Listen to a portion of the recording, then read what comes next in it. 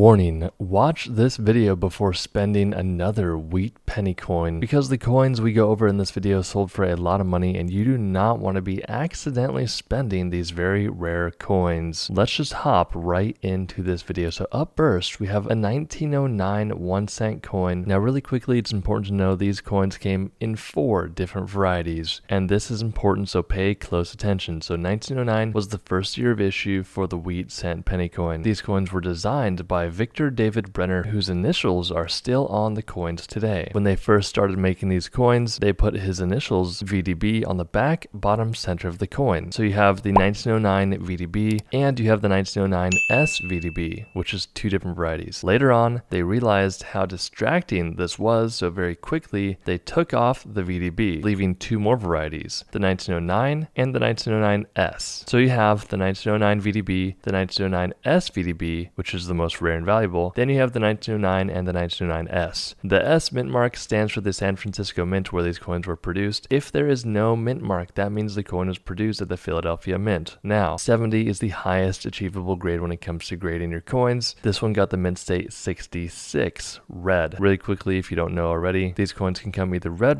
brown, or brown depending on environmental conditions and the type of metal the coin is struck on. Pretty much people want the red coins because they look closer to their intended mint state design. All you gotta know here is that someone turned a 1909 penny, one little penny coin, into 360 bucks. Now here's a coin that sold for a lot of money. This is a 1931 S. So remember, the S mint mark stands for the San Francisco Mint. This one was graded by PCGS at a mint state 65, red brown. So again, remember the diagram I showed you, this one falls in between. And this also has a CAC sticker. What you need to know is that CAC is another third-party company that after the coin is graded, you can send them a coin. They will look at the coin in the holder and see if it's worthy of their sticker. It might seem pretty silly, but you pay them $10 to $15, and if you get that sticker, it will easily be worth the money because it will increase the value, especially on higher end coins. On this coin, in our opinion, we probably wouldn't have done it, but still, this little penny coin sold for $468. This coin looks pretty beat up, right? Well, what if I told you it sold for 960 bucks? That's right, this 1922 coin graded by PCGS at a fine 15. That's really low graded condition. That tells us that people don't know what to look for, so pay close attention. There's a few things. 1, below the date, there should be a D mint mark, but it's missing that D mint mark standing for the Denver Mint. 2, and these two go together, this has a strong reverse. So look how muddled and mushy the front of the coin looks. While, mushy may not be the best descriptive word, but the back of the coin is very clear and crisp. That is because this coin has a strong reverse. Now, if this coin would have gotten a better condition, it would have sold for a lot more money than 960 bucks. Now, what if you find a coin like this? What do? Well, there's a few things. First of all, we have a completely free ebook down below. You can click on that link and get that completely free, but you don't have to do that. What we would do is take a coin like this to 3 different coin shops, get their opinion, and see what they all think. It's important to get multiple people and not just sell it to the first person that you see, because you want to make sure you're getting the full value of your coin. Now listen, if they all tell you the same thing, they're probably telling you the truth, and they deal with this all the time. Also, keep in mind, these are businesses. They have overhead costs like rent to pay, and they have families to feed, which are their employees, so they have to leave a little bit of money on the table. Now, if you're trying to sell the coin full retail, that means to the end consumer, which is the customer, you're going to want to do it all yourself or with the assistance of someone. Now, these coin shops sometimes can cost you hundreds of dollars, if not more, just to get your collection appraised. Now, if you want, you can join our community. Click on the link down below where you can send us pictures of your coins and paper money, but you don't have to do that. All you got to do is make sure that you're spending the time and resources making sure that you're getting the true value of your coins. But let's hop into this next coin. This coin sold for 1,620 bucks. It's a 1910 S. Now, much better condition than the previous coin. They got graded by PCGS at a mint state 66 red, which is a super high grade for a coin that's over 100 years old. A beautiful piece of history. This is a San Francisco minted coin, and because it graded so highly, it sold for 1,620 bucks. 1,645 bucks for this 1943 coin. So 1943 was an interesting year. Now, a lot of people will get a coin like this and think that their zinc coated steel cent planchet coin is worth a lot of money. Now, a lot of the time, these coins are worth a few dollars on average. But what makes this coin so unique is we'll give you a quick brief history. Essentially, back in the day, the US needed bronze for ammunition, so they transitioned into the zinc coated steel cent coin coin. Now, what makes this coin worth 1,645 bucks is that D over D mint mark. So this is a variety. When they were producing the hub that strikes these coins, there was a mistake, and you have to look very, very closely with a USB microscope or a loupe. If you see the D over D mint mark like this one, you could turn a 1 cent penny into 1,645 bucks or more. All right, here's a 1909 S coin that sold for 3,240 bucks. This one graded by PCGS at a mint state 66 red. So this is a very similar coin to the previous coin, how that mint mark is doubled, except this one is called an S over S, where the S is over a horizontal S. So pretty much what you got to look for is an S over S, which is horizontal, meaning the position of that S mint mark. The only way you're really going to be able to see that is with a USB microscope or loupe. Like I said, look closely because someone turned a penny into 3,240 bucks. Here's a 1909 S 1 cent coin graded by NGC, a mint state 66. So the two best grading companies when it comes to grading your coins are either NGC or PCGS in our opinion. They typically will bring the most value out of your coin. There are other grading companies that cost less, however, they are less reputable. So keep that in mind. This coin sold for 3,600 bucks. $6,600 for this 1914 D 1 cent coin graded by NGC at a mint state 65 red and brown. Again, if this coin was more red, it would have probably brought a little bit more money. Now there are collectors out there that will collect all three types. They'll collect red, brown, and brown coins. And there are some collectors that simply don't really care too much about the color designation there. You can see this coin has some nicks and gashes. Remember, the minting process is not a fragile one. These coins are getting tossed around and beat up. However, a coin like this can come with these small little imperfections on them directly from the mint without ever going into circulation. This beautiful coin, which is a 1914 D standing for the Denver Mint, sold for 6,600 bucks. $7,500 for this 1909 S 1 cent coin, which is a VDB variety graded by PCGS at a mint state 65 red. Remember, look for that VDB initial on the back bottom center of the coin because this 1909 S VDB coin sold for $7,500. $14,400 for this 1955 doubled die Avars coin. Now this is one of the most highly counterfeited coins in our opinion. That is because someone will see a video like this and try to replicate this mint variety. You can literally buy these things online that are counterfeit for a few dollars and try to sell them for more. However, we highly advise against that because you do not want to be doing anything like that. It is morally incorrect and you don't want to be scamming people. But if you know what to look for, then you will never get scammed again. Look at the pictures in this video, pay close attention, take screenshots, print them out, look at the detail in Lincoln's face there, look at all the detail of this coin. If you see anything questionable when you're trying to buy or sell a coin online, be very careful. There are scammers out there. But essentially, if you haven't noticed already, the doubling has happened at In God We Trust at the top, Liberty at the left, and the date at the bottom right there. This is called doubling. This happens when the hub is doubled in these areas. That's why this coin sold for $14,400. $43,200 bucks for this 1922 1 cent coin with no D and a strong reverse. Beautiful coin here. This is a brown variety of the color, graded by PCGS at a mint state 64. Just a beautiful looking coin. I mean, look at these pictures here. You can also tell that the front is a bit more muddled. That's because the front of these coins has a weak strike while the back has a strong strike. So if you have a 1922 with a missing D, you're going to want to get it checked out because $43,200 bucks for this one. Again, click the links below if you want to learn more or send us pictures of your coin, but you don't have to do that. Keep doing your homework and research and we'll see you in the next one.